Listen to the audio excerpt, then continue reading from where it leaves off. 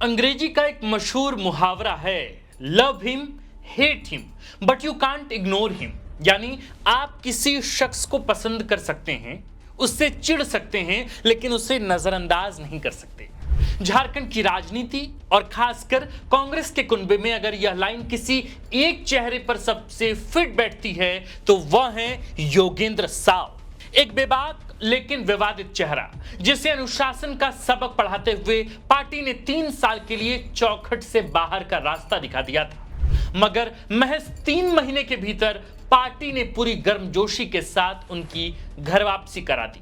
आखिर इस U turn की असली वजह क्या है? क्या कांग्रेस अपने ही कड़े फैसले के बाद आत्मग्लानि से भर गई थी, या फिर पार्टी नेतृत्व को इस कड़वे सच का समय रहते एहसास हो गया कि हजारीबाग और बड़का गांव की राजनीतिक जमीन योगेंद्र साव के वजूद के बिना बिल्कुल बंजर है? योगेंद्र साव एक ऐसा नाम जिसके साथ जन आंदोलनों की गूंज भी जुड़ी है, विस्थापितों और रैयतों के हक की लड़ाई भी, सत्ता और प्रशासन के खिलाफ सड़क पर उतरकर संघर्ष करने का तेवर भी। लेकिन इसी नाम के साथ जमीनों पर अवैध कब्जे के आरोप, अफसरों से टकराव, सार्वजनिक जीवन में तीखी बयानबाजी, कोर्ट कचहरी के अनगिनत मुकदमे, जेल की सलाखें और विवादों का लंबा इतिहास भी दर्ज है। वह कभी एनटीपीसी और खनन परियोजनाओं के खिलाफ हजारों रैयतों के साथ सड़क पर उतर जाते हैं, तो कभी अपनी ही गठबंधन सरकार के मुख्यमंत्री पर ऐसी तीखी टिप्पणी कर बैठते हैं कि पार्टी अनुशासन का डंडा चला देती है। लेकिन कहानी सिर्फ यहीं तक सीमित या महदूद नहीं है। पिछले 2 दशकों में बड़का गांव की राजनीति का एक बड़ा अध्याय योगेंद्र साव और उनके परिवार के इर्द गिर्द ही लिखा गया है।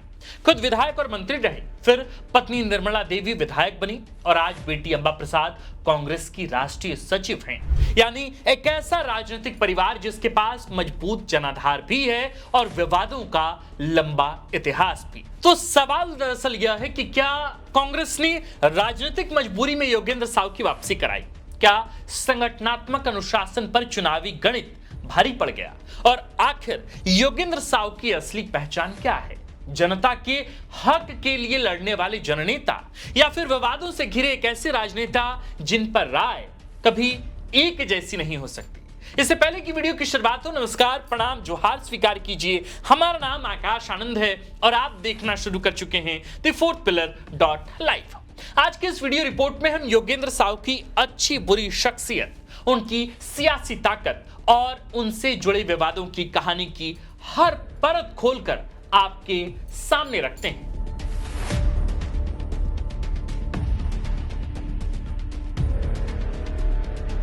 21 मार्च 2026 झारखंड कांग्रेस ने बड़ा फैसला लिया। पूर्व मंत्री और बड़का गांव के पूर्व विधायक योगेंद्र साव को पार्टी की प्राथमिक सदस्यता से 3 साल के लिए निष्कासित कर दिया गया। आरोप था उन्होंने फेसबुक लाइव पर अपनी ही गठबंधन सरकार और मुख्यमंत्री हेमंत सोरेन के खिलाफ बेहद तीखी और आपत्तिजनक टिप्पणियां की थी। कांग्रेस ने इसे अनुशासनहीनता बताया। संदेश साफ था, पार्टी लाइन से बाहर जाओगे तो कार्रवाई होगी। लेकिन राजनीति में स्टैंड बदलने के लिए कभी कभी 6 महीने भी बहुत लंबा समय होता है। यहां तो सिर्फ 3 महीने बीते और कांग्रेस ने अपना ही फैसला वापस ले लिया। 3 साल का निष्कासन 3 महीने में खत्म। सवाल उठना स्वाभाविक था, क्या कांग्रेस को अपनी गलती का एहसास हो गया?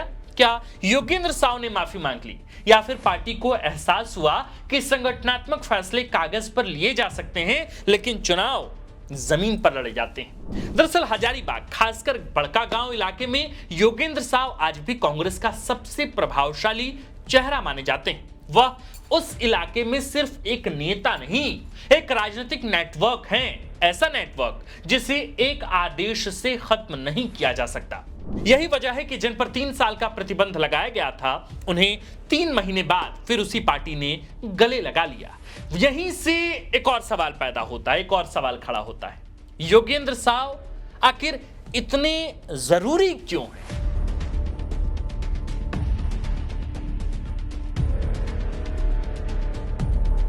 तो दोस्तों, अगर आप पुलिस, कोर्ट कचहरी के रिकॉर्ड पढ़ेंगे तो योगेंद्र साव आपको बेहद विवादित नेता नजर आएंगे। लेकिन अगर आप बड़का गांव, केरेडारी, चट्टी बरियातू और आसपास के गांव में जाएंगे तो आपको एक अलग कहानी सुनने को मिलेगी। वहां बहुत से लोग उन्हें एक ऐसे नेता के रूप में देखते हैं जो कंपनियों से टकराने से डरता नहीं है, जिसने एनटीपीसी, कोयला परियोजनाओं और भूमि अधिग्रहण के खिलाफ वर्षों तक आंदोलन किए। रैयतों के मुआवजे की लड़ाई हो, विस्थापितों के रोजगार की मांग हो या अधिग्रहित जमीन का मुद्दा, योगेंद्र साव अक्सर सबसे आगे दिखाई दी। उनके समर्थक कहते हैं योगेंद्र साव गलत हो सकते हैं लेकिन डरते नहीं हैं। झारखंड कांग्रेस में आज ऐसे नेताओं की संख्या बहुत कम बची है जो गांव-गांव जाकर आंदोलन खड़ा कर सके, हजारों लोगों को सड़क पर उतार सके और प्रशासन को बातचीत के लिए मजबूर कर दे। यही उनकी सबसे बड़ी ताकत है। लेकिन यहीं से उनकी राजनीति का दूसरा चेहरा भी शुरू होता है, क्योंकि जहां बड़े आंदोलन होते हैं वहां बड़े टकराव भी होते हैं और योगेंद्र साव की राजनीति भी इसी मोड़ पर सबसे ज्यादा विवादों में घिरी दिखाई देती है।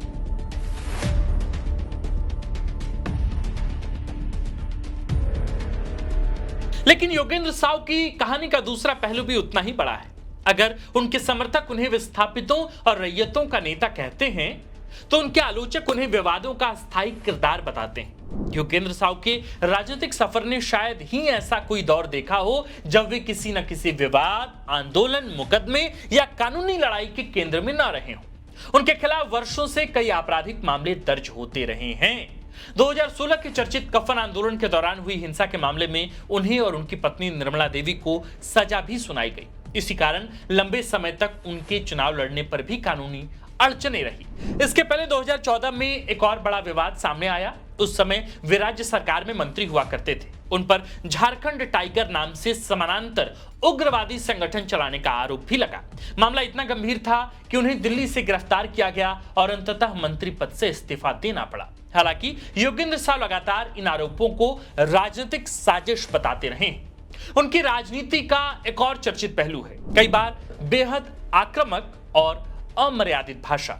उनके समर्थक इसे बेबाकी कहते हैं लेकिन उनके विरोधी इसे बड़बोलापन और अनुशासनहीनता मानते हैं। इस साल मार्च में जब केरेडारी के जोरदार गांव में एनटीपीसी के अधिग्रहित जमीन पर बने उनके आवास पर प्रशासन ने बुलडोजर चलाया तो योगेंद्र साव का गुस्सा फूट पड़ा।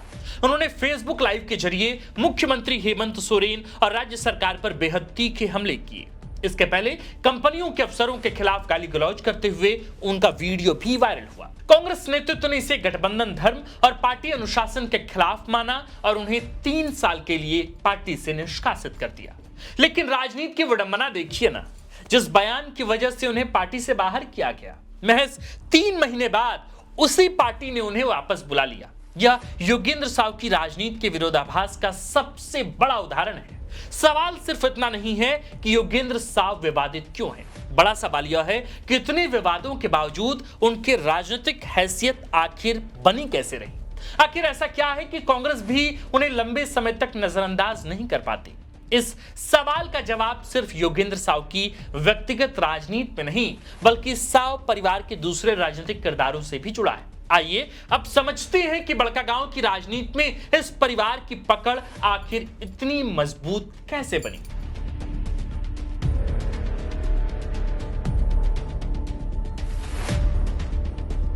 झारखंड की राजनीति में बहुत कम ऐसे नेता हैं जिनका प्रभाव सिर्फ उनके नाम तक सीमित नहीं रहता बल्कि पूरे परिवार का एक राजनीतिक दखल बन जाता है। योगेंद्र साव उन्हीं नेताओं में गिने जाते हैं। बड़कागांव की राजनीति पर पिछले लगभग 2 दशकों से अगर किसी परिवार का सबसे मजबूत प्रभाव, सबसे मजबूत होल्ड रहा है तो वह साव परिवार का रहा है। पहले खुद योगेंद्र साव विधायक बने, फिर मंत्री भी बने। कानूनी अड़चनों और चुनावी पाबंदियों का दौर आया तो राजनीतिक विरासत थमी नहीं बल्कि परिवार के भीतर आगे बढ़ गई। उनकी पत्नी निर्मला देवी चुनावी मैदान में उतरी और बड़कागांव का प्रतिनिधित्व किया। बाद में उनकी बेटी अंबा प्रसाद विधायक बनी और आज कांग्रेस की राष्ट्रीय सचिव के रूप में संगठन में अहम जिम्मेदारी निभा रही। हालांकि अंबा प्रसाद पिछला विधानसभा चुनाव हार गई लेकिन अपनी गतिविधियों से लगातार वे सुर्खियों में रहती हैं। यानी हालात चाहे जैसे रहे हों, सत्ता बदली हो, मुकदमे चले हों, राजनीतिक संकट आए हों, लेकिन बड़कागांव की राजनीति में साव फैक्टर पिछले 2 दशकों में कभी पूरी तरह खत्म नहीं हुआ। इसके पीछे सिर्फ परिवारवाद नहीं बल्कि एक मजबूत स्थानीय संगठन और वर्षों से तैयार किया गया जनसंपर्क तंत्र भी है। गांव-गांव तक कार्यकर्ताओं का नेटवर्क, आंदोलनों के जरिए बना जनाधार और क्षेत्रीय मुद्दों पर लगातार सक्रियता, इन्हीं कारणों से साव परिवार आज भी उस इलाके की राजनीति में प्रभावशाली माना जाता है। हालांकि आलोचक इसे लोकतांत्रिक नेतृत्व का विस्तार नहीं बल्कि एक परिवारवादी राजनीतिक वर्चस्व भी बताते हैं। उनका तर्क है कि बड़कागांव की कांग्रेस लंबे समय तक एक ही परिवार के इर्द गिर्द सिमटती चली गई, जिससे नए नेतृत्व के उभरने की संभावनाएं सीमित हुई। लेकिन समर्थकों का जवाब भी उतना ही सीधा है। वे कहते हैं, अगर जनता बार बार इस परिवार पर भरोसा जता रही है तो उसे सिर्फ परिवारवाद कहकर खारिज नहीं किया जा सकता। यही वजह है कि कांग्रेस ने भी अंततः राजनीतिक गणित को प्राथमिकता दी।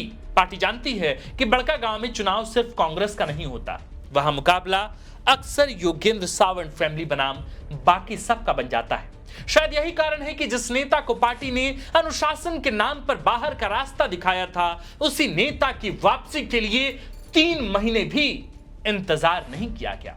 अब सबसे बड़ा सवाल यही है कि क्या कांग्रेस के लिए योगेंद्र साव मजबूरी है या मजबूती? यही इस पूरी कहानी का सबसे अहम निष्कर्ष है।